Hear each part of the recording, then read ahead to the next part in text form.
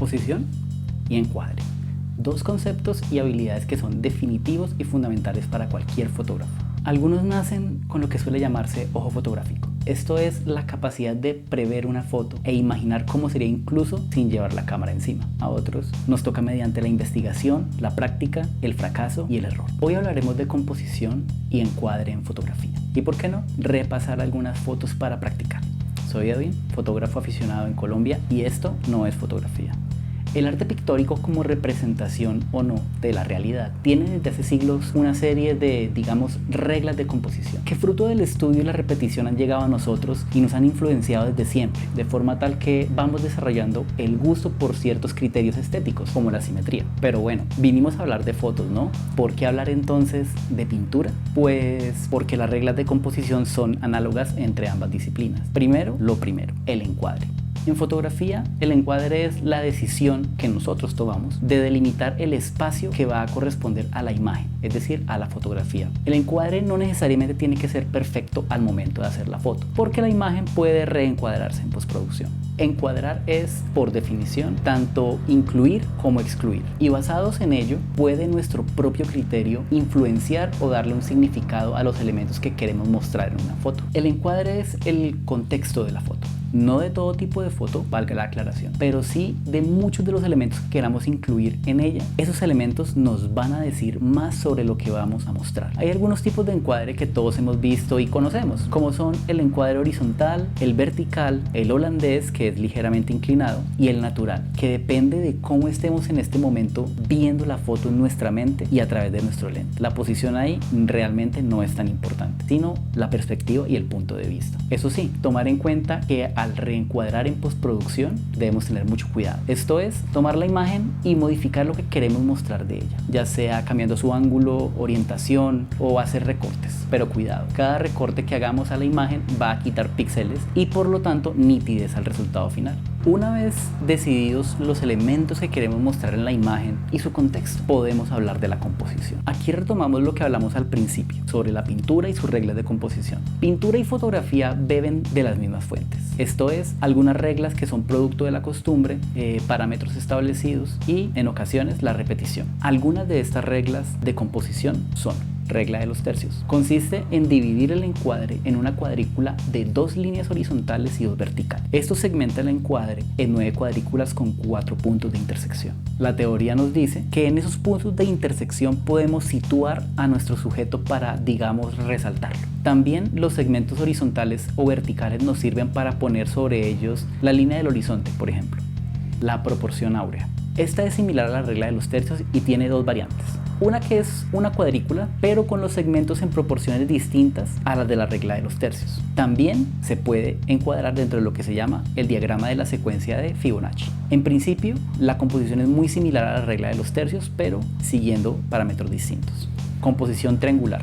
Se desprende de la composición clásica de la pintura y busca establecer un patrón, ya sea de un triángulo o un triángulo invertido para componer, o varios triángulos, como nos muestra en esta imagen de Annie Leibovitz, que usa tanto composición triangular, regla de los tercios y equilibrio simétrico, que veremos más adelante. Si has llegado hasta aquí, no olvides suscribirte y darle like al video para que YouTube lo recomiende a más personas. Esto nos ayudaría muchísimo.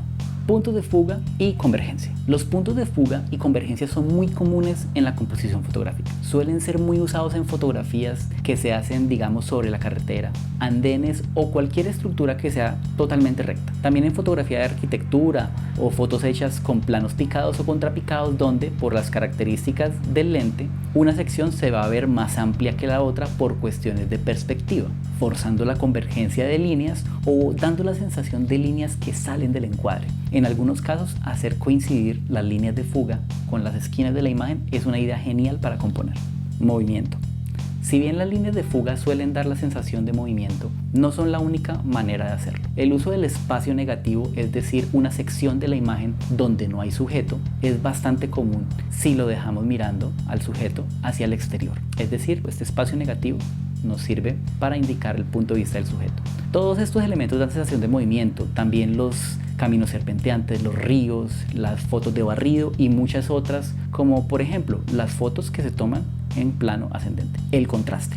Hay diferentes maneras de entender el contraste. Para quienes han visto, por ejemplo, la lista de Schindler, La escena de la niña con vestido rojo en una película a blanco y negro es un excelente ejemplo de ello. Objetos que no se corresponden a los del resto del encuadre, personas distintas, colores disonantes, nos dan esa sensación de algo único que vale la pena tomar en cuenta a la hora de componer. Equilibrio simétrico y asimétrico. El equilibrio simétrico se da cuando, ya sea de forma horizontal o vertical, los elementos que hacen parte de la composición están ubicados de forma tal que ofrecen el mismo peso visual a ambos lados del encuadre. El equilibrio asimétrico es obviamente lo opuesto y se da cuando los elementos, si bien no son simétricos en cuanto a su cantidad o forma, sí lo son a nivel visual. Por ejemplo, los colores cálidos o claros tienen mayor peso visual que los objetos y colores oscuros independientemente de su tamaño o cantidad. Los patrones. Los patrones repetitivos son un elemento compositivo más que no suele ser tan común, pero que hay que entender bastante bien. Los patrones no necesariamente se limitan a formas geométricas o formas repetitivas, sino también a secuencias de elementos, de colores, de personas o cualidades que son comunes a diferentes objetos o sujetos en un mismo encuadre.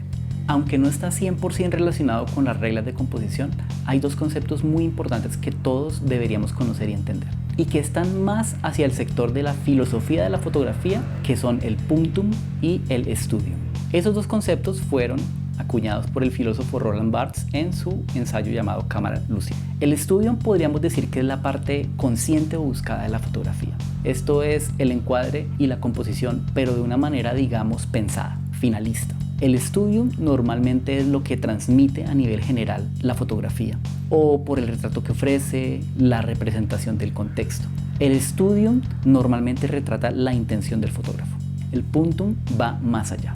Es esa cualidad o característica de la foto que atrapa al espectador. Puede ser un contraste, una persona, un objeto fuera de sitio, una expresión o cualquier cosa que requiera un análisis. El punctum puede o no ser buscado. El punctum es ese pequeño pellizco que es único a cada espectador y que nos hace realmente entender una foto más allá de la composición. Y bueno, con eso terminamos el video de hoy. Espero que lo hayan disfrutado y que hayan aprendido. Si les gusta este contenido, no olviden darle like al video, suscribirse y compartir. Nos vemos en el siguiente video y recuerda que esto no es fotografía.